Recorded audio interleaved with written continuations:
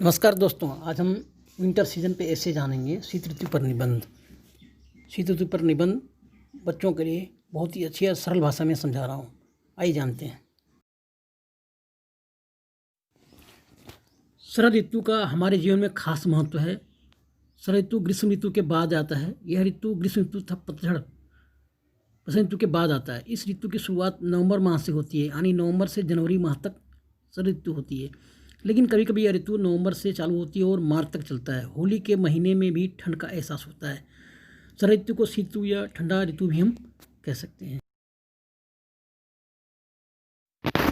शरद ऋतु यानी ठंडा, यानी इस ऋतु में हमें ठंड लगती है। इस मौसम के शुरुआत में कम ठंडक लगती है, लेकिन जैसे जैसे समय बीतता जाता है सर्दी बढ़ती जाती है।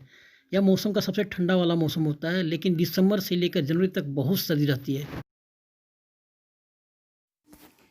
इस मौसम में हमें बहुत ठंडक का एहसास होता है। चारों तरफ ठंडी ठंडी हवा बहती है और तापमान बहुत गिर जाता है। इस मौसम में दिन छोटी तथा रात बड़ी होती है और अत्यधिक ठंड होने के कारण घर से बाहर निकलना मुश्किल हो जाता है।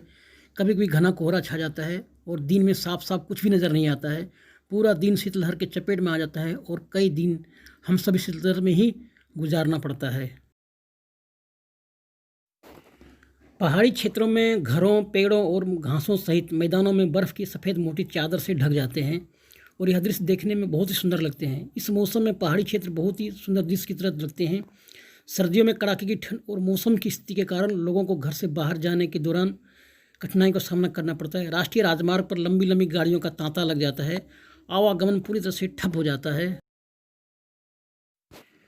घने कोहरे और ख़राब मौसम की वजह से मौसम विभाग चेतावनी जारी करता है और सभी उड़ानें हो जाती है। परिणाम स्वरूप यात्रियों को बहुत परेशानी का सामना करना पड़ता है। कभी कभी इस ऋतु में बारिश भी होने लग जाती है, जिससे हालात और बिगड़ जाता है। भयंकर ठंड बढ़ जाने की वजह से कई वृद्ध मानव और पशु भी मर जाते हैं। शरद ऋतु क्यों आती है? जैसा कि हम सभी जानते हैं कि पृथ्वी अपनी धुरी पर सूर्य के चारों ओर चक्कर लगाती रहती है और इसी घूर्णन के कारण मौसम में परिवर्तन होता है, जैसे गर्मी, सर्दी और बरसात आदि।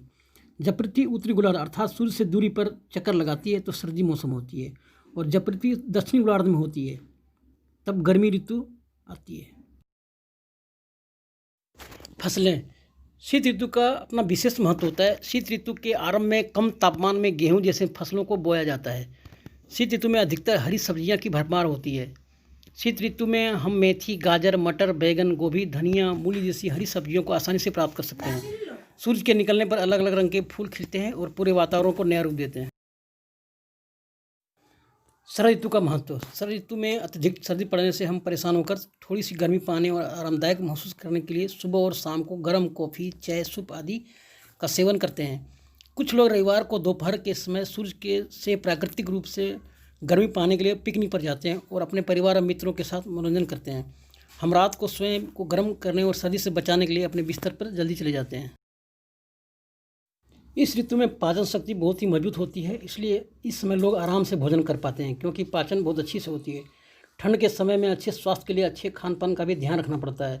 तापमान कम होने की वजह से त्वचा रूखी और सफ़ेद हो जाती है, इसलिए त्वचा का विशेष ध्यान रखा जाता है। Thank you.